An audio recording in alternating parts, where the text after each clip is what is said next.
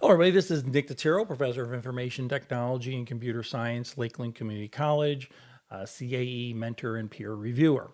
All right, in this part of this video, we are going to do with item 1D, curriculum map and plan with assessment documentation. And before we go into that, when you're doing this application, and I've dealt with several programs and I've peer reviewed many programs, there's usually an area in the application that tends to cause people some angst, some concern. And I'm going to tell you, it shouldn't. Yeah, it may be new, it may be different, but in reality, you're already accredited, whether it be HLC or somebody else. So a lot of the stuff that you're going to be doing on these applications, you're just taking that knowledge and how you've been doing it, and you're putting it into a format or you're providing that particular information. I've seen different schools do different assessments, differently. Sounds silly there, but I've seen some schools where they may take a handful of their PLOs. Let's say, for example, they have 12 PLOs and they might focus on 4-year for a 3-year cycle. I've seen other organizations where they might have 8 or 9 PLOs and they focus on each of those every year. It really depends on your organization. So the best thing to do is let's go up to the screen and let me break down some things. All right. Again, this is Lakeland's application we did for our POS from a year ago. Here, what we're looking at is program learning outcomes. Now, I'm going to be brutally honest. Lakeland does not officially use program learning outcomes. We use course learning outcomes. But when we did the application, we decided to, we were going to have and we're going to represent program learning outcomes for this entire program. I've talked to many schools, and most schools do actually have a program learning outcomes, and that's fine. Most of the times they're between 8 to 15, etc. That's up to your school. These are your big picture, what the student's going to accomplish at the end of the program. If you look at the screen here, for this particular program, we have 8 basic outcomes, what we're expecting. And so when you fill out your application, you're going to pull down and say how many of your program learning outcomes you have, and then you're just going to put them into this frame. Now, this is important because you're going to see these program learning outcomes throughout this whole section. So make sure you keep coordinated with the numbers and things like that. Never really a big deal but you're going to see this. And somewhere in the documentation, after you've done your 8, we want to and we have to see those program learning outcomes on your website. So if I was to say, if I'm a peer reviewer, the first thing I'm going to do is I'm going to click on that and go to the particular website and look for those program learning outcomes. You can see that we have 2 programs of study. One is our operating system, but the one for this one is the cybersecurity that we just got in spring 2024. And there's my 8 program learning outcomes. So I check the box as a peer reviewer, as a mentor, saying, yep, their website has the program learning outcomes there. So I'll close this up. Kind of jump there. Now we start providing files. I'm going to keep stressing this. It's going to get ad nauseum. You'll notice my naming standard. This is the section 1D, file 1. So I'm going to download these as a peer reviewer. I'm going to download those, put those into a folder, and then I'm just going to go through this. And basically it says provide evidence of the program learning outcome curriculum map and identify the POS courses where the outcome are assessed. Again, these are courses that within that program of study. Now, do they have to be the program? Do they have to be the courses in your KU alignment? No, they do not. And actually, you see, if you're watching these different videos, the courses I use don't use the KU. So these courses do not have to be your KU aligned courses. Just kind of want to clarify that. So let's go up to this first one. I've already downloaded it to save some time. And here is a nice little letter. I'm using letterhead to make it a little more official. Here is my here is the program of study I'm looking at, the Associative Cybersecurity Concentration 9247. Here's my programming learning outcomes. Now, for many of you who have done any accreditation work, this should look very, very familiar, whether it be in the course or the program. You have what you're measuring and what it does. Up here, PLO stands for Program Learning Outcome, and I just numbered it. That's because the names can be too long and get a little burdensome here. So to kind of clean things up, I say, yeah, I know one is one. And here's where I basically evaluate them. In my 1007, we have introduce, reinforce, and demonstrate. We do have demonstration in other courses, but for this particular example, I just found the courses that kind of hit these elements. I went through the course outline and said, okay, for number one, emphasize the importance of computer ethics, security, privacy, identify affected area. Yeah, we introduced that in 1007. We also talk about it in other courses, but we primarily introduce it in the 1007. You can see that it's a fairly basic document. I'm not looking for much. Again, if you've done any kind of accreditation, this is probably going to look familiar. Keep the document simple. This is a one-page document. Now, where am I getting the ideal for this document? Real simple. If I go to this designation required application, and I'm going to cheat here, and I'm going to jump down to the page, they give us examples. So the designation does give us examples. Now you might be asking, we do the exact same thing, but not the structure and how you do it, but we have a slightly different structure. Here's what I'm going to tell you. If it's slightly different and you're very confident with it, check with your mentor and see if your mentor says, yeah, that's going to work. The peer reviewers are going to be fine. If it seems a little bit too different, check with your mentor, and your mentor may say, hey, why don't you take a couple minutes and transfer it from your format to this particular format. I am seeing, as a peer reviewer, I'm seeing more and more of this particular format. And I will tell you, it does help us out because this is consistent.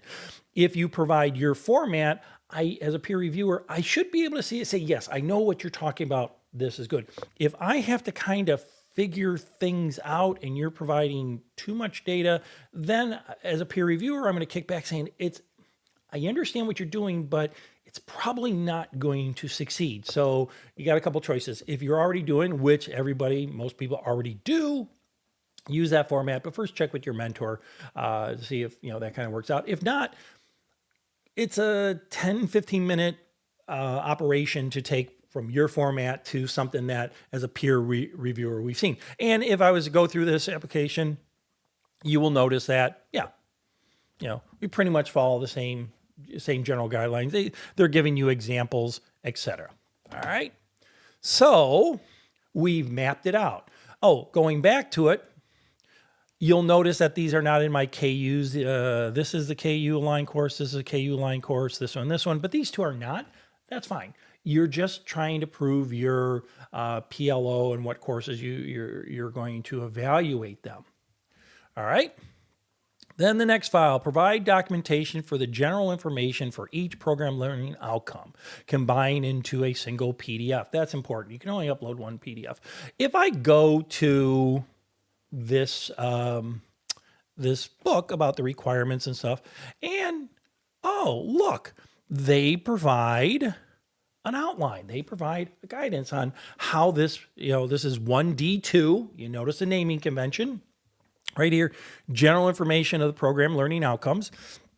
And if I go to my example of 1D2, here is where I last evaluated those particular outcomes. You will notice that again, this application was just approved in 2024, but I'm using, last time this report was submitted was 12/15/2023 by me. Here's the program learning outcome. Here is the course. Here's the number of students that I evaluated and the quarter was evaluated. Now, what will often happen is the people who are writing the application, they think they have to do this big, giant, formal statistical analysis of particular courses. If you have that, yeah. For example, here at Lakeland, we do a 5-year program review where we deep dive into every one of our programs. As a peer reviewer, I'm not looking for that. Are you evaluating, are you assessing your programming learning outcomes, and how do you do it? How often do you do it? You want to keep your dates fairly new. You don't want to go back 2, 3, 4 years. So you can see, yeah, in one class, I evaluated this particular programming learning outcome. And if I scroll down, you will notice that I did the same thing for this programming learning, different course, different semester, different number of students. So I'm not looking for reams and reams and reams of data. They're not looking for reams and reams of data. Don't provide reams and reams of data. Go through the programming learning outcomes, which you probably already do. Think about it. We're all teachers, we're all professors. We're constantly evaluating our courses, regardless whether they're in this course or and we're saying, okay, this particular assignment worked, this didn't, et cetera. But now we're formalizing it. Again, you're probably already doing this. You may already have an official document to do this. That's fine. Check with your mentor and say, hey, this is how we do it. Do you think the peer reviewers understand it? And many times the mentor will say, yeah, that seems to work. Or sometimes say, if I have to go digging through the information or I have to sit there and interpret the information, probably the next level up is going to have a similar problem and your application is probably going to be kicked for more information or something like that. When I did this, I basically went to this application. I said, here, I'm going to follow their formatting. So when the peer reviewer reviewed it, said, oh, I've understand it. I've seen that many times. I'm not saying you have to do their format, but it's strongly encouraged. All righty. Let's go to 1D3, assessment indicators for the PLO, provide documentation, etc. 1D3. Now we're diving a little bit deeper. If you remember, we started with, here's the programs, here's the PLOs, here's the courses, here's what we're looking at. And then we're saying, okay, when was evaluated? What did we determine? What did you determine? Again, you've probably been doing this, maybe not be doing it officially, but you've probably been doing this. Now you're just kind of writing this up. So again, what I did was I took the format exactly here, wrote it up in a Microsoft Word document. If you want a template like this, it probably takes about 5-10 minutes. If you want a copy of the template, you want examples, reach out to me and I'll provide templates and examples. That's not that too big of a deal. So anyways, this is example required for 1D3. I'm going to go again, 1D3. You can see, I'll shrink it down a little bit, almost the structure of the format is identical to what the application, I'll call it the application textbook, was telling me. Here is the outcome. Here's where the course that it was assessed. I'm sorry that the dark green was a little bit too dark of green. The assessment indicators. Again, you're not assessing the whole course. You're assessing that one program learning outcome and how you particularly did it. Now, you may have that in several places, but basically, here we have it in 3 different places. So in this particular course, it's assessed by some kind of module, hands-on lab, and even a quiz. Here is the teaching and learning, kind of a brief explanation, graded assignment, training module, hands-on lab, and quiz. Then performance indicators, just telling you how you're going to particularly evaluate it, and the average score. So now you got to go back to that particular class that you're evaluating. Remember from the previous step, we did it for 1007 in the fall of 2003. So I go back there and I evaluate and I look at those and I run quick statistics. We happen to use Blackboard as our LMS, and it's easy for me to do that. You might be doing that. And I said, okay, after the average score was 85, 92, and 77, and 85 falls into expected level. 92 is above expected and 77 is expected level. And what are you going to do with this information? In real life, you would evaluate it. Let's say the average score was in the 30%, then you're going to need to fix it. But that's up to you. Here we're just recording it, we're documenting it. And you can see in my document here, all right, it's 8 pages long because each page has the program learning outcome and all the levels of expectation. Little quib, kind of help you out here is when I did it and talking to other peer reviewers, we like to see nice formatting. So you notice that each program and learning outcome is on a single page versus things breaking up. And again, in this particular document, we're looking at just each program learning outcome and how we evaluate it. And we're going to have different situations. In this one, we have some participation activities and some exams, and here's the description and here's this particular thing. So we're well on our way. You're doing this, and keep stressing that, repeating myself, Now you're just kind of formatting it and providing. We want to make sure, and what everyone wants to make sure is that we're not just, here's a class, we'll run it for the next 15 years and not change anything to it. That's ridiculous. Technology changes. We constantly are evaluating our curriculum. When I started almost 30 years ago, I was teaching Novell 3.12. I haven't taught Novell 3.12 in probably 30 years. So I had to constantly keep evaluating, improving, and changing, right? We just want to make sure that the content is constantly being evaluated. All righty. 1D4, provide documentation of overall assessment information of each program learning outcome. Well, 1D4. Well, before I go there, let's see what the example they give us here. Oh, 1D4, overall assessment. You notice, and I did this on purpose, and this is my application. I took their format and I replicated it and I filled in that particular information, right? Nice to see it always being consistent. But again, if you do it slightly different and your mentor says, yeah, I understand that, it's pretty efficient, let's go with it. Or the mentor may say, why don't you just try, maybe transpose it here, but work that out with your mentor. Remember, we are trying to get you to be a CAE and to have your POS approved. So let's go to my official one. I'll make this a little bit smaller. You can see here, it follows the exact same formatting. Here is the assessment at expected levels. Here is the plan of attack. Here's what I've done in project quarter semester for the next step, what you're going to do. And in some situations, in this particular situations, let's see if I had any next step. No, most of my stuff that I chose already met expectations. If they were below expectations, there would be a next step, what you're trying to accomplish. Again, notice the formatting, right? The formatting basically said, let me scroll up here. We have the program learning outcome. Each one of these, if we go back to 3, for 1007, I did 3 items, training module, hands-on, and a quiz. So I need to see the training module right here. Sorry for the dark green, the hands-on quiz, and the program quiz for digital security. So each one of these, if I was to go to provide training of basic IT security and technology, this one uses participation activity and introduction to security. So guess what?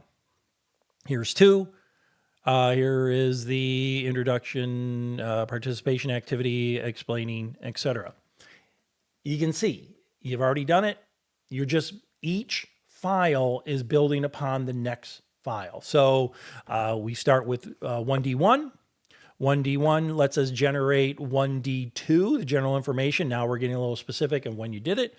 1D2 is going to help us with 1D3, the actual assessments you're using, and a little bit of data evaluation here. And then 1D3 helps with 1D4 of like, what are you going to do with that particular information? It just so happened that the items that I picked were above expectations or at levels of expectation. Doesn't mean I'm not going to improve those.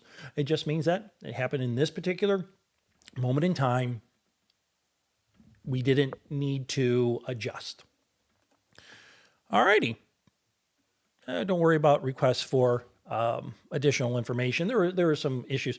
You know what? I'm going to show you something. It has nothing to do with this particular section. It's just kind of one of those warnings I kind of pass along here.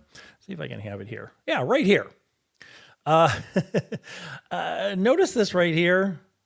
This has nothing to do with 1D. I already forgot the number. 1D. All right. What happened here was my autofill filled in this application. So I got a request for information saying, why are you providing a sample student certificate in this section? Why are you providing something for 2B in 1D? And I wasn't providing it. Remember in one of my earlier videos, I said, turn off the autofill. some reason my browser was autofilling that information. So I didn't review it at that last save, and there that particular information was put in there. And the peer reviewer said, "What are you doing?" I said, "Sorry about that. It was the autofill. Has nothing to do with this particular moment, this particular item within the application. I just wanted to bring that to your attention." So this particular section, 1D curriculum, map and plan assessment documentation, you're already doing it. Right? Now, some people actually have an official process that they do. Other people may be informal, but we are doing it, and here we're documented. We start with 1D. We say what courses are doing what. Here's my PLOs. 1D leads to 1D2. Says, okay, when did we last evaluate those? 1D2 leads to 1D. What did we evaluate, and what was the outcome?